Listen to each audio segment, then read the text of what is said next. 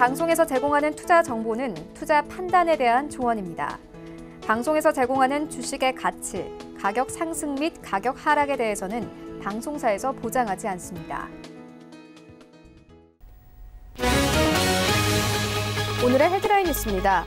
지난 3월 미국의 제조업 활동지수가 시장 예상보다 양호했습니다.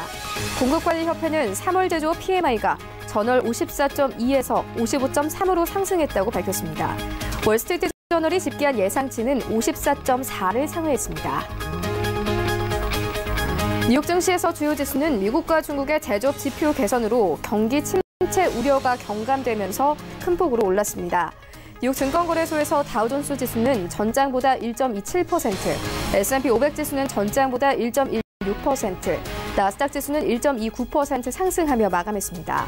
업종별로는 금융주가 2% 넘게 오르며 장을 주도했고 기술주도 1% 이상 상승했습니다.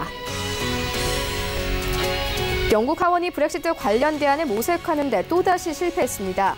현지 시간 1일 영국 하원은 EU 관세동맹 잔류안, 공동시장 2.0안, 국민투표 확정안, 브렉시트 연기안 등 4가지 대안을 두고 의향투표를 시행했으나 모두 과반 달성에 실패했습니다. 하원 결정이 나온 이후 파운드화는 달러화의 하락세로 돌아섰습니다.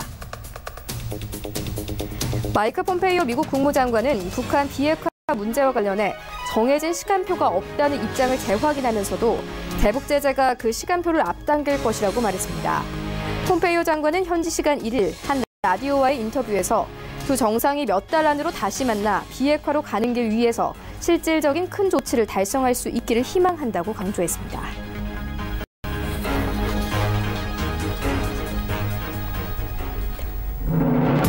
시청자 여러분 안녕하십니까? 출발 증시와이드 1부 시작합니다. 최윤입니다. 어제 우리 증시 양지수 모두 강세였습니다. 이 코스피 같은 경우에는 6거래일 만에 다시 2160선까지 올랐는데요. 코스닥도 마찬가지로 1% 이상 상승하면서 730선에서 종가 형성했습니다. 어제 중국의 PMI 차이스진 지수가 호조세 보이면서 아시아 증시가 전반적으로 강세였는데요. 중국 증시에서는 외국인들의 매수세가 대거 유입되면서 상해 종합지수 2% 이상 상승을 했고 일본의 니케이 지수도 1% 이상 상승하면서 마감이 됐습니다. 또 간밤에 뉴욕 증시 3대 지수도 모두 상승세로 마감이 됐습니다. 마찬가지로 PMI 지수가 호조세 보였는데요. 하지만 유럽발 리스크는 더욱더 커져가는 모습입니다. 이런 시장 소식들 오늘 출발 증시 와이드 일부와 함께 꼼꼼하게 다뤄보도록 하겠습니다. 네, 먼저 오늘 글로벌 시시각각 시간에는요. 이 백악관 측에서는 기준금리를 50bp 내리라고 압박을 하고 있습니다. 커들로 경제위원회 위원장뿐만이 아니라 새롭게 지명될 마이클 무어도 같은 입장인데요. 함께 살펴보도록 하고요. 이어서 브렉시트 혼란이 점점 더 커져가고 있습니다. 간밤에 의향투표를 실시했지만 모두 과반 달성에 실패했습니다. 함께 살펴보도록 하겠습니다. 네, 이어지는 라이브 이슈타임에서는요. 이 3월에 개인 투자자들 순매수세 나타냈습니다. 하지만 성적표는 좋지 않았는데요. 중점적으로 사들인 종목들 그리고 흐름까지 함께 짚어보도록 할 테고요.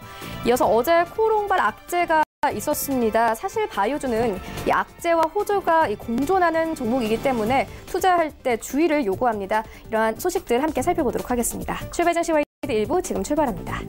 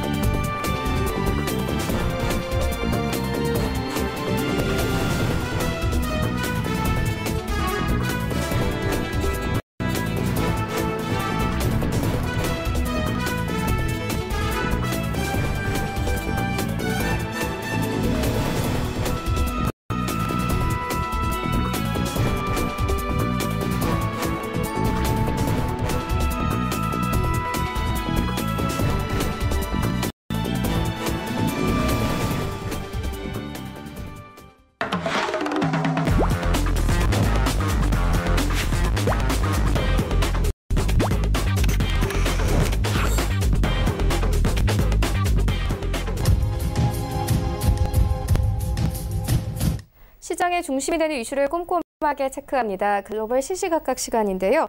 바로 투자증권 윤정식 과장 화상으로 연결되어 있습니다. 안녕하십니까? 네, 안녕하세요. 네, 먼저 이 뉴욕 증시부터 짚고 가도록 하겠습니다. 일단 이 간밤의 제조업 지표 개선으로 3대 지수가 모두 상승세로 마감이 됐습니다. 그리고 보니까 은행주도 좀 큰 폭으로 올라왔더라고요. 각 종목들의 흐름까지 함께 좀 짚어주시죠. 네, 우선적으로는 좀 전에 말씀해 주신 대로 이 제조업 지표들이 상당히 좀 좋았습니다. 이 다우존스 30 산업평균 지수는 이 1.27% 상승한 26,258.42에 거래를 마쳤고요.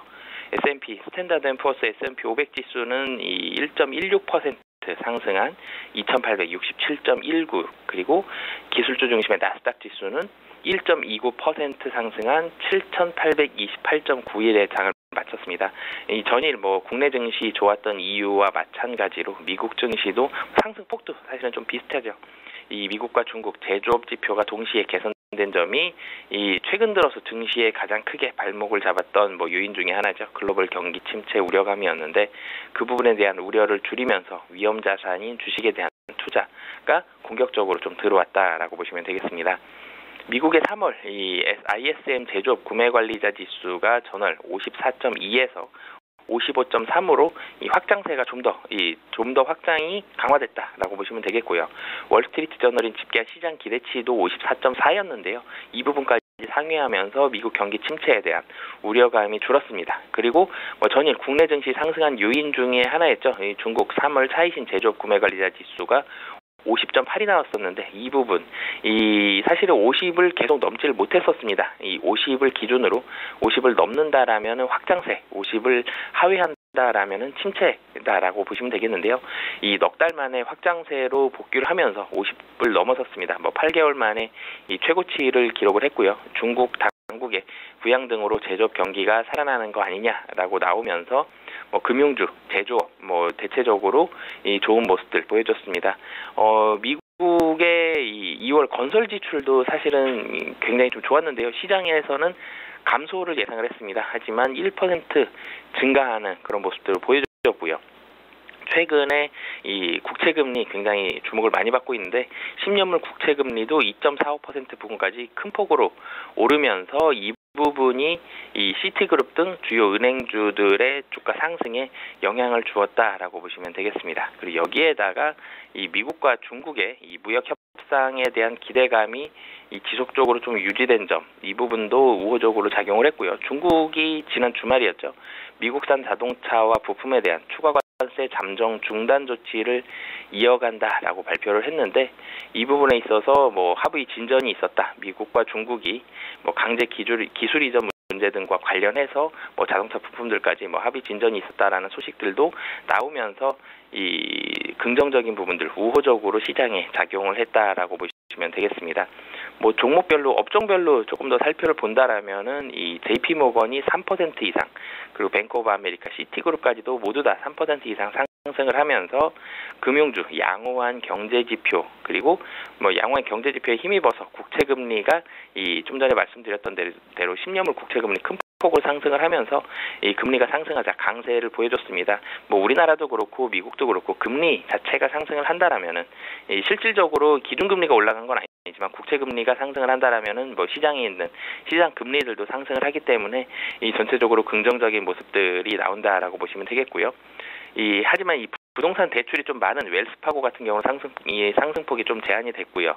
그리고 UPS나 페덱스 같은 물류회사, 그리고 유니온 퍼시픽, CSX, 노포크 같은 철도 운송 회사들도 이 전체적인 제조업 지표 자체가 좋았기 때문에 제조업 경기 회복에 대한 기대 속에서 2% 이상씩 상승을 했습니다. 그리고 국내 증시 전일 같은 경우 철강업종, 포스코, 현대제철 모두 좀 좋았었는데 미국장도 마찬가지로 캐터필라 같은 기계업종, 그리고 AK스틸, US스틸 같은 철강업종들도 5% 이상 상승을 하면서 이 인프라 관련한 이 종목들도 상당히 좋은 모습들을 보여줬다라고 보시면 되겠습니다.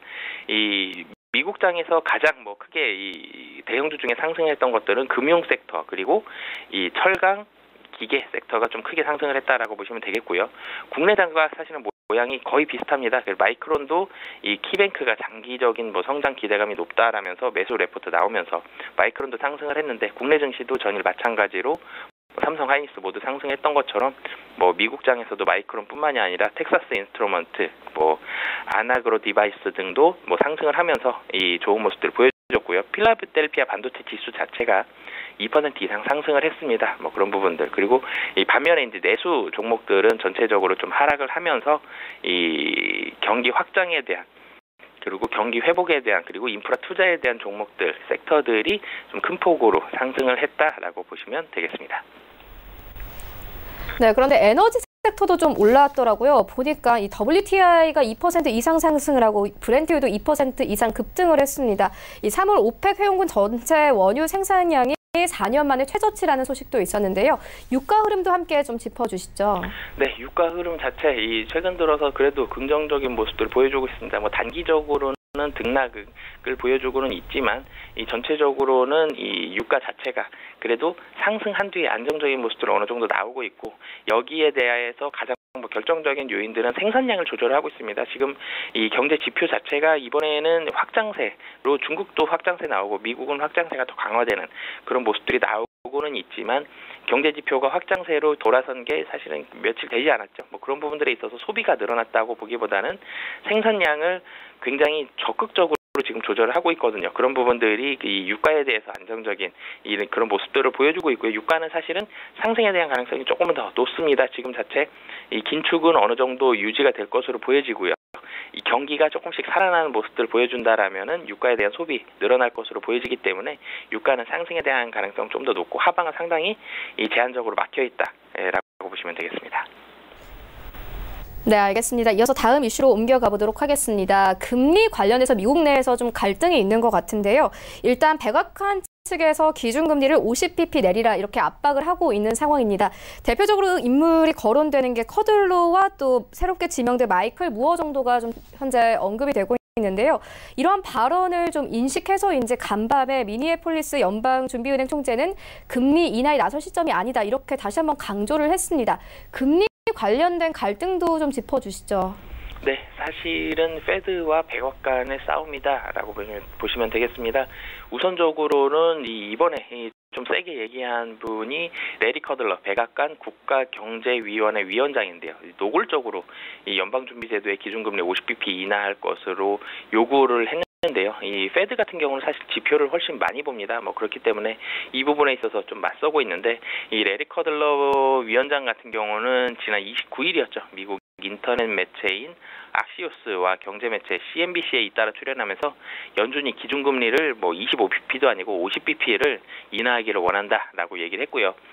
하지만 이에 앞서서 뭐 최근에 굉장히 좀 이슈가 많이 됐었죠. 도널드 트럼프 미국 대통령이 지명한 연준 이사 지명자인 스티븐 무어도 앞서서 연준이 이 금리를 50bp 인하해야 된다고 주장을 했었는데요. 하지만 이 무어 같은 경우는 이 50bp에 대해서 주장을 강하게 한 건 아니었습니다. 50bp에 대해서 인하를 찬성하는 뭐 반드시 인하를 찬성하는 건 아니지만 뭐 50bp를 해야 되는 게 뭐 자신의 생각에 좀 더 가깝다. 뭐 이 정도의 이 발언을 했는데요.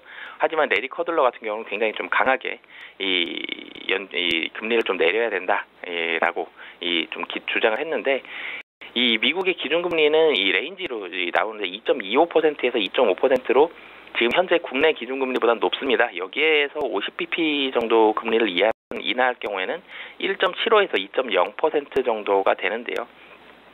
이 커들러 위원장은 연준의 금리 인하 주장에 대해서 뭐 이것이 우리의 견해다라고 이 트럼프 대통령이 나와 생각을 같이 한다라는 부분들을 상당히 좀 강하게 좀 피력을 했고요.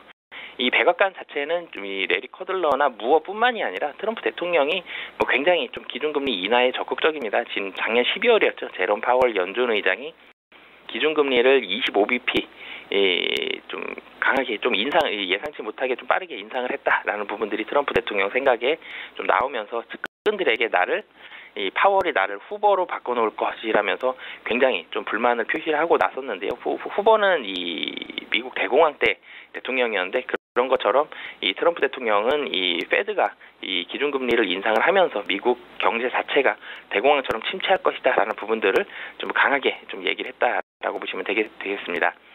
그 미국의 경기 침체 우려가 사실은 커질 정도로 경기 둔화 신호가 이 작년 같은 경우는 좀 뚜렷했는데요. 하지만 전체적으로 최근에는 좀 좋아지고 있는데 이 연준은 경기 지표를 좀 집중해서 보고 있습니다. 뭐 사실 트럼프 대통령이라든지 무어라든지 뭐 이 레리 커들러라든지 뭐 이런 사람들의 그런 금리 인하에 대한 압박이 나오면 분명히 부담은 느끼겠지만 이 경기 둔화 신호 이 지표에 거의 뭐 90% 이상 집중을 하고 있는 연준은 이 부분에 있어서는 아직은 좀 더 신중한 그런 모습인데요.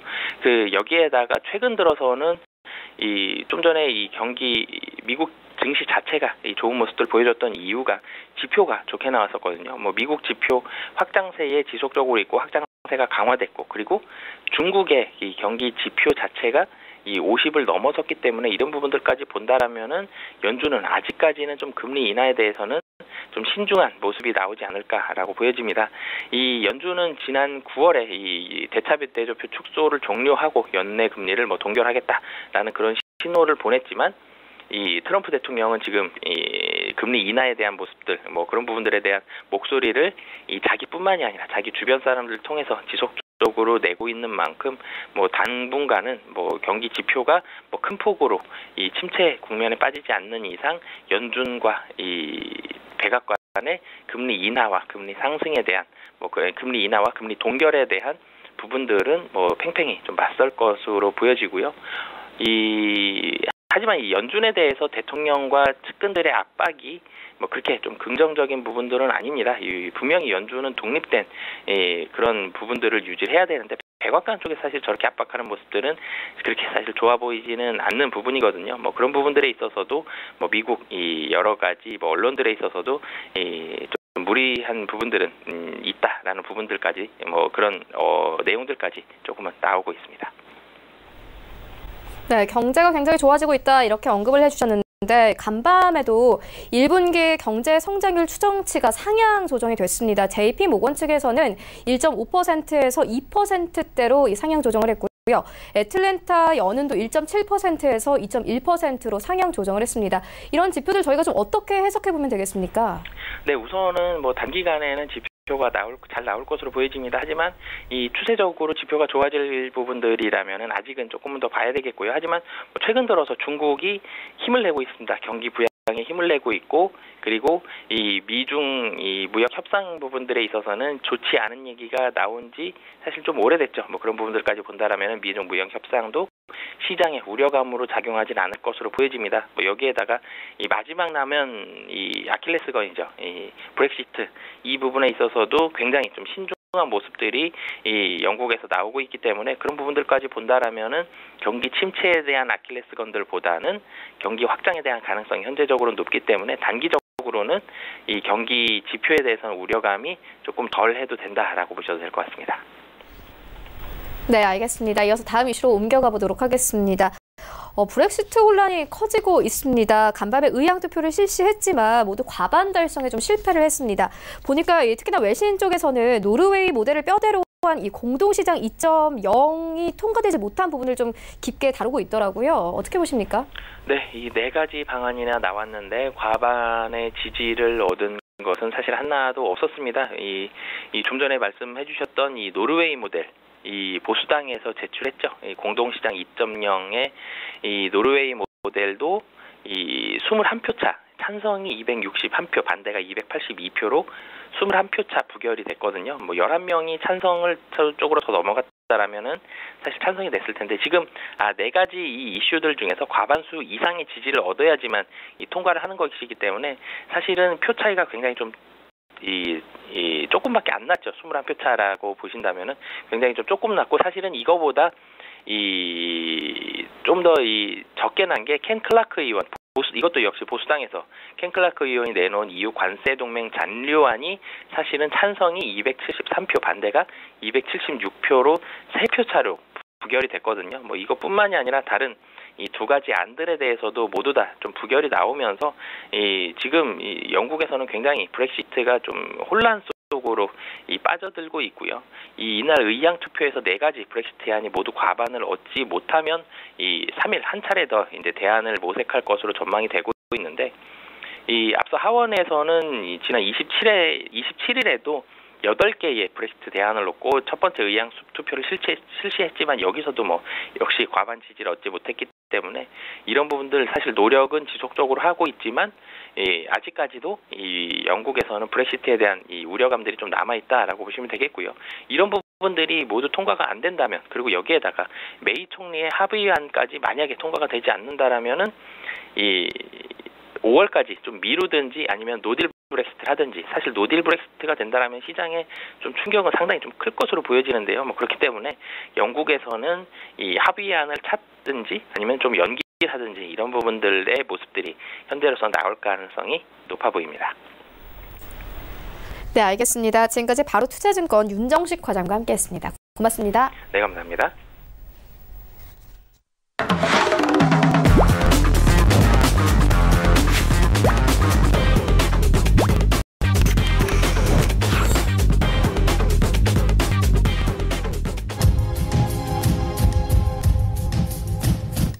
네, 이번에는 국내 시장 쟁점 함께 분석해 보도록 하겠습니다. 라이브 이슈 타임인데요. SK증권영업 PIB센터 이재광 이사 화상으로 연결되어 있습니다. 안녕하십니까?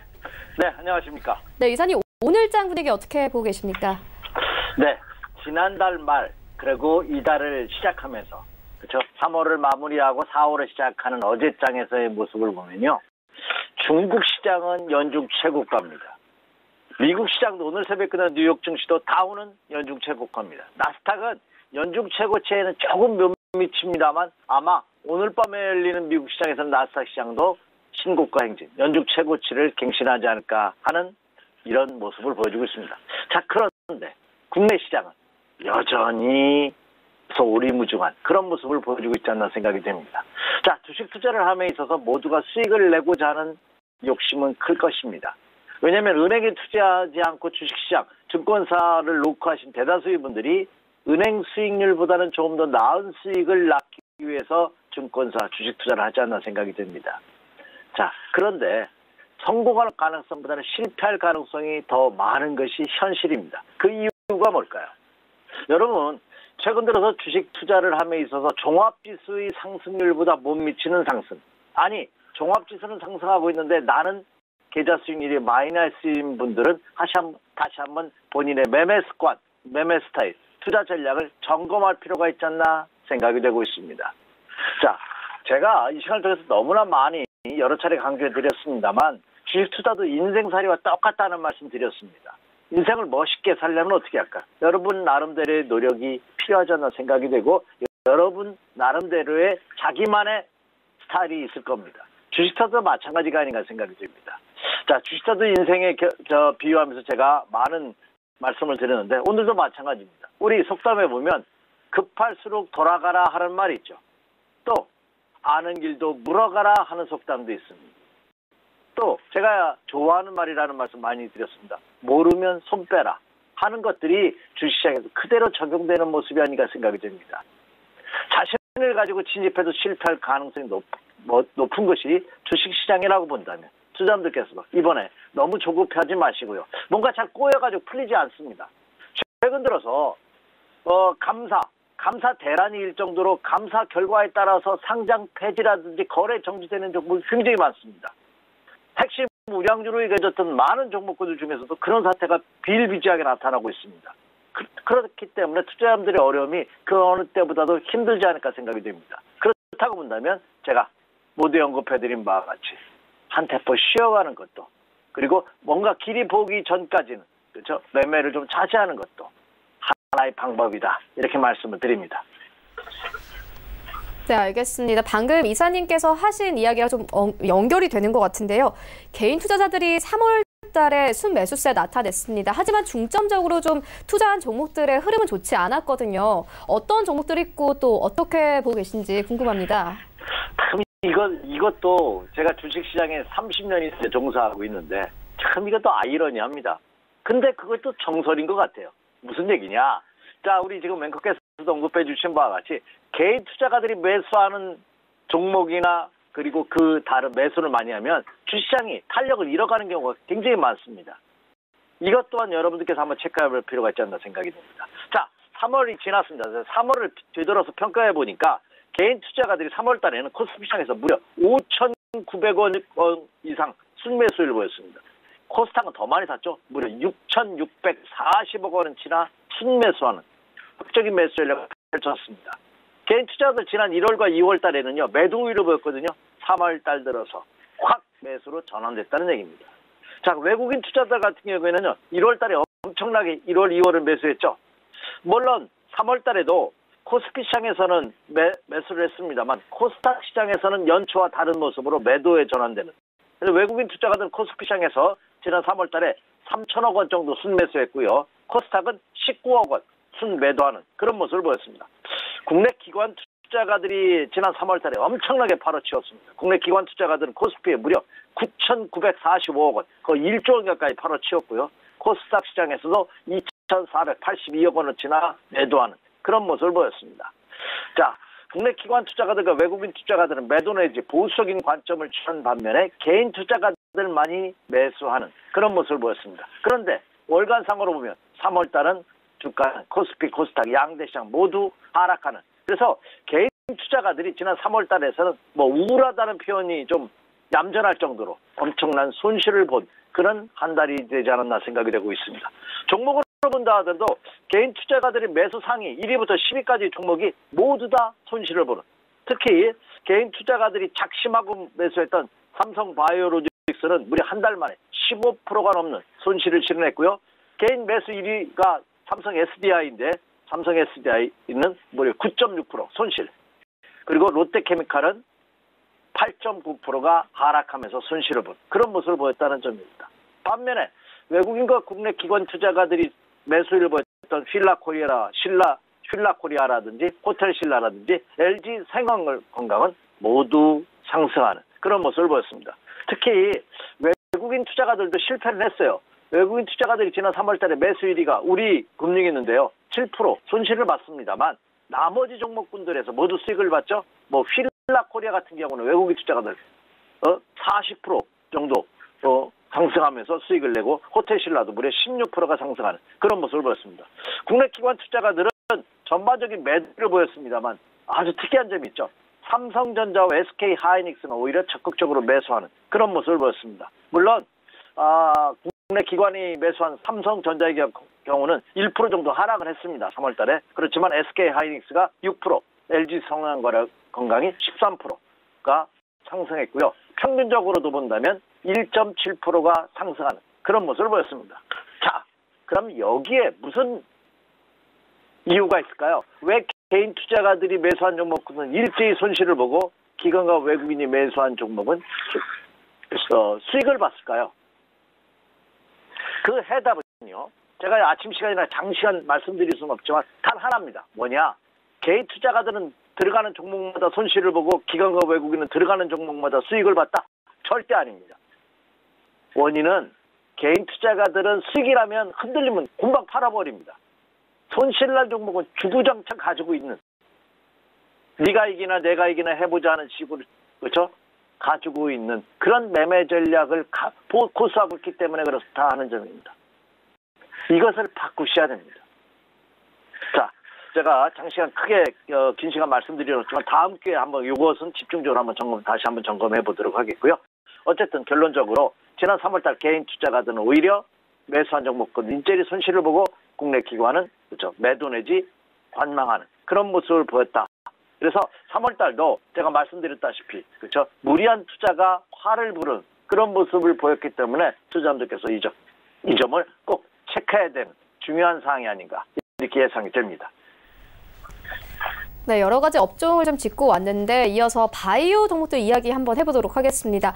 어제 바이오 종목들 좀 많이 흔들렸습니다. 아무래도 코로나발 악재가 있었거든요. 그런데 이 바이오 종목 같은 경우에는 호재와 악재가 좀 공존하는 종목이기도 합니다.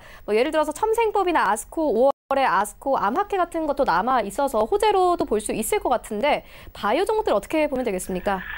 예, 이 바이오 종목을 제가 이 시간 통해서 언급을 해드렸습니다만, 굉장히 저 좋아합니다, 개인적으로. 왜 좋아하냐? 이게 탄력을 한번 받았다면 무섭게 갈 수 있는 종목이거든요. 근데 반면에 그만큼 리스크도 있다는 얘기죠. 자, 이 제약과 바이오 업체들에 대한 요동이 좀처럼 수그러들고 있지 않습니다. 올해 들어서도 지난달에 그렇죠? 한미약 우리나라 대표적인 한미약품이 그 허가를 취소하는 스스로 자체 취소하는 사태가 벌어졌고요. 삼성바이오로직스 같은 경우에는 회계 부정 사태가 아직도 해결의 실마리를 풀지 못하고 있습니다. 그런데 여기에다가 지난 일요일 날 저도 뉴스 보고 놀랐는데요. 인보사 사태로 인해서 어제 전일장에서 코롱 관련주들이 일제히 급락하는, 특히 코롱 그 인보사 직접 생산한 코롱 생명과학 같은 경우는 역시 하한가, 그렇죠? 그리고 코령 티슈진도 하한가, 그리고 지주사인 코롱도 10%가 넘는 19.4%가 급락하는 그런 모습으로 투자자들의 투자 심리를 다시 한번 얼어붙게 하는 그런 모습입니다. 특히 코령 생명과학이 회장님이 이용렬 회장이 집중적으로 지난 20년 가까이 그 연구를 한 전략 상품이었던 이 퇴행성 관절염 치료제가 그 접수 당시 세포하고 결과가 다르다 하는 소식이 전해지면서 일제히 판매 중단 사태가 벌어졌죠. 그로 인해서 하한가까지 곤두박질 친. 그래서 여타 제약주들도 그 영향에서 투자 심리가 다소 얼어붙는 그런 모습을 보였습니다. 물론 많은 전문가들의 예상은 인보사 매출이 코롱 전체 매출의 5% 미만이라는 거죠. 물론 글로벌 제약사에 대한 기술 수출이라든지 이것이 무산됐기 때문에 성장성에는 어느 정도 차질이 불러일으킬 가능성은 없습니다만, 그러나 이것이 인보사의 매출 중단 소식이 그 코롱 그룹이 그렇죠 휘청할 만한 그런 사태는 아니다 하는 점입니다. 아직까지. 또 여타 제약과 바이오업종에 대한 그 업계 파장 여부도 어제장에서도 나타났다시피 코롱 개별 그룹이나 기업에 국한될 가능성이 굉장히 큽니다. 왜냐? 코롱 생명과학의 시가총액이 6천억밖에 되지 않습니다. 지금 제약과 바이오의 시가총액 1위 종목이 삼성바이오로직스거든요. 급락을 했지만 21조 원이에요. 한약품 무려 5조 원이 넘습니다. 시가총액 비중으로 본다면. 그런데 코롱 생명과학이 6천억밖에 되지 않기 때문에 이 사태가 제약과 바이오 업종 전체로 이어지기에는 그렇죠. 다소 미약하다는 점입니다. 그래서 철저하게 종목별 그리고 실적별로 움직일 가능성이 크지 않을까 생각이 됩니다. 어차피 올 상반기 장은 이미 제가 지난달에도 그리고 월 초에도 지난달에도 말씀드린 바와 같이 철저하게 실적 장세로 움직일 가능성이 없다. 테마별이나 업종별로 움직이는 것이 아니라 제약주에도 그 바람이 더욱더 가속화될 가능성이 높지 않나 생각이 됩니다. 자, 3일까지 말씀해 주신 미국 애틀란타, 조지아주죠? 애틀란타에서 아메카가 개최가 됩니다. 우리나라 22개 제약과 바이오 업체들이 대거 여기에 출시를 하고 있는데요. 따라서 여기에서 긍정적인 인식을 받는 제약사들은 호재로 작용할 가능성이 크지 않을까 이렇게 예상이 되고 있습니다. 그래서 어제장에서도 그 코롱 인보사 사태에도 불구하고 삼성바이오로직스라는 대표, 한미약품, 마크로젠, 셀트리온, 매직포스트, 유한양행, 매직톡스 같은 종목군들은 일제히 상승하는 기염을 통했습니다. 장초반에 하락했다 하도 바로 상승으로 반전되는 그런 모습을 보였기 때문에 이 인보사 사태가 코롱 그룹에는 다소의 어려움은, 다소의 시간은, 고통은 줄 가능성이 높습니다. 이것이 제약과 바이오 업종 전체로 이전되기에는 다소 그렇죠 미약하다는 겁니다. 오히려 그 차별화의 장세가 나타나면서 일부 제약과 바이오 업체들은 매수세가 집중되면서 급등할 수 있는 그런 가능성도 배제할 수 없기 때문에 그 점을 염두에 두시면서 일단 탈고부자식의 매도에 동참하는 것은 자제가 요구되고 있다. 이렇게 예상이 되고요. 그리고 코롱 관련주들, 코롱 티슈지라든지 코롱 생명과학을 갖고 계시는 분이 날지라도 지금은 더군다나 오늘도 어제 하한가에서 오늘도 뭐 급락한다든지 하한가 근처라면 추격 매도할 필요 또한 없지 않을까 이렇게 예상이 됩니다. 그래서 그 점을 염두에 두시면서 매매 전략을 세워주십시오. 이렇게 말씀을 드립니다. 네, 알겠습니다. 그렇다면 오늘 이 장의 전체적인 전략은 어떻게 가져가 보면 되겠습니까? 네, 결론부터 말씀드릴게요. 제가 앞서서도 강조해드렸죠. 코스피 시장을 기준으로 본다면 2050에서 2300포인트 사이에서 움직일 것이다. 금주는 반등이 예상되는 장입니다. 왜냐? 전 세계 증시를 이끌고 있는 미국과 중국의 양대 축이 엄청난 강세입니다. 올 3월 달에는 이들 종목군들이 장을 이끌어가지 않을까 하는 생각을 해봅니다. 앞서서도 말씀드린 바와 같이 이미 중국 증시는 4월에 시작하면서 연중 최고가 신고가 행진을 벌였고요. 미국 시장도 오늘 장에서 역시 4월의 첫 단추를 긍정적으로 끼는, 자, 시작이 반이다 하는 말이 있습니다. 우리나라 시장은 아직 아닙니다만 미국과 중국 시장은 오히려 첫 단추를 잘 끼면서 거의 3월 달에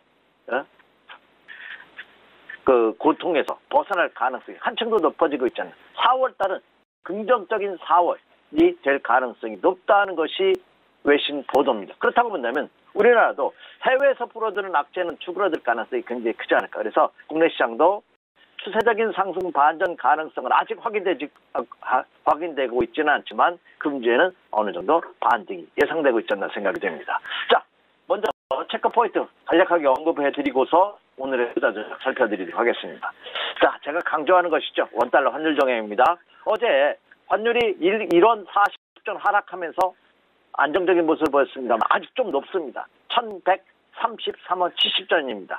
네, 더 하락해야 됩니다. 이게 1130원대 이하로 무조건 떨어져 줘야 하지만 어느 정도 외국인 투자가들이 그 국내 시장에 진입할 가능성이 더 확고해지지 않을까 생각이 됩니다. 원달러 환율 등에 체크해 주시기 바라고요. 자, 어제 국내 시장도 상승을 했어요. 코스피 시장으로 본다면 그래도 비교적 큰 폭의 상승을 보였죠. 네. 그래서 2168포인트대로 올라오는 그런 모습을 보여줬습니다. 하지만 제가 말씀드린 뭐가 부족합니까? 네. 거래량이. 어제 거래량은 3억 주 때도 못 미친 2억 6,300만 주에 불과하는 모습을 보였습니다. 아직은 모래성입니다. 힘이 좀 없어요. 그래서 거래량이 계속해서 더 증가되는지 여부.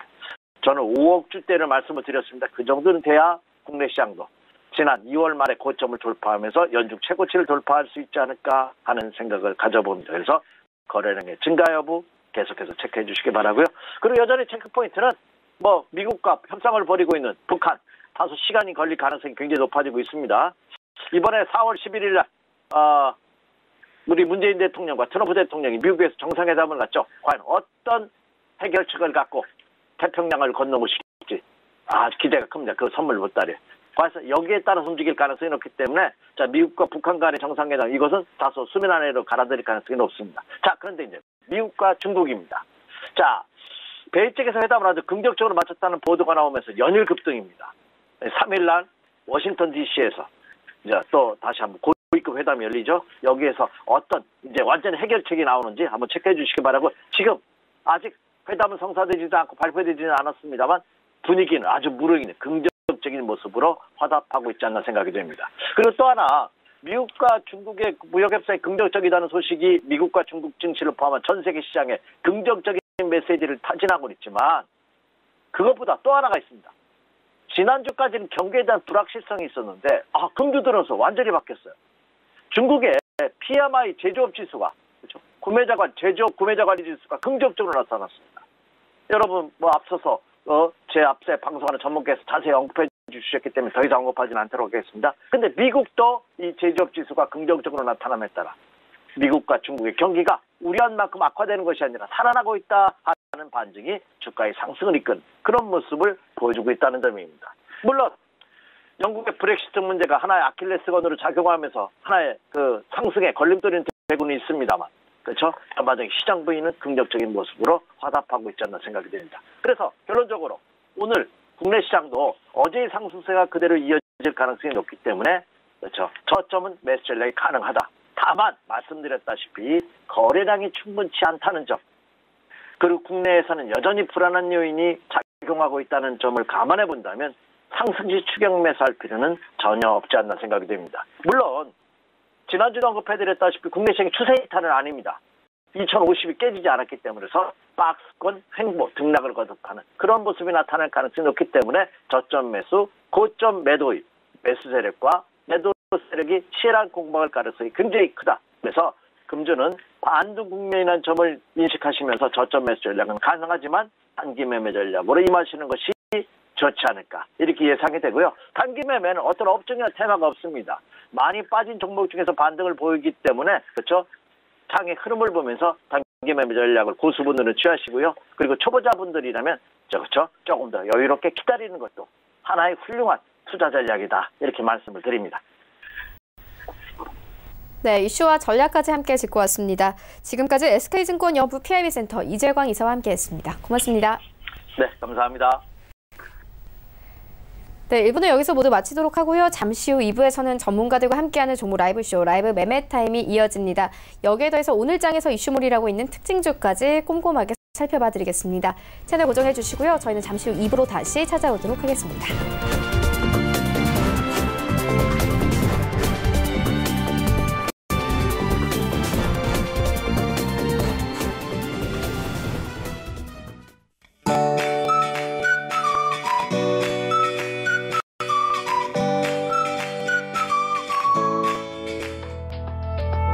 안녕하세요. K웨더 라이프스타일 예보 오조입니다.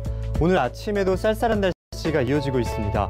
서울의 아침 기온은 2도로 시작해 한낮에는 12도까지 오르겠는데요. 아침 기온은 평년보다 3도가량 낮고요. 바람도 강하게 불면서 체감온도는 이보다 더 낮겠습니다. 게다가 일교차가 큰 만큼 환절기의 건강관리에는 신경을 쓰시기 바랍니다. 한편 대기순환이 원활해지면서 오늘도 전국이 파란 하늘과 함께 상쾌하겠습니다. 오늘 전국의 미세먼지 농도는 보통 수준을 보이겠는데요. 공기가 깨끗한 만큼 실내 환기를 하셔도 좋겠고요. 야외 활동을 하시기에도 무난하겠습니다. 하지만 바람이 불면서 대기는 점점 메말라가고 있는데요. 건조한 대기에 화재가 나지 않도록 미리 불씨 관리에는 신경을 쓰시기 바랍니다. 오늘은 서해상에서 남동 지나는 고기압의 영향을 받다가 그 가장자리에 들겠습니다. 다음은 자세한 지역별 날씨입니다. 남부지방은 아침에 추운 날씨가 이어지겠습니다. 수원과 대전은 0도, 춘천은 영하 2도까지 떨어지겠습니다. 동해안은 울릉도에 새벽에 비 또는 눈이 내리겠습니다. 낮 최고 기온은 울릉도 9도가 예상됩니다. 남부지방은 일교차가 크게 나겠습니다. 낮 기온은 광주와 부산 13도, 대구는 14도까지 오를 것으로 보입니다. 오늘 서해와 남해는 구름이 많이 끼겠고요. 동해상으로는 비 소식이 있습니다. 바다의 물결은 남해와 동해 최고 2.5m로 약간 높게 일겠으니까요. 항해나 조업하실 때 유의하시기 바랍니다. 내일도 서울의 아침 기온은 3도를 보이며 추위가 이어지겠고요. 모레 목요일부터는 기온이 점점 오르면서 추위가 덜해지다가 금요일에는 중부지방에 비가 내릴 것으로 전망됩니다. 날씨였습니다.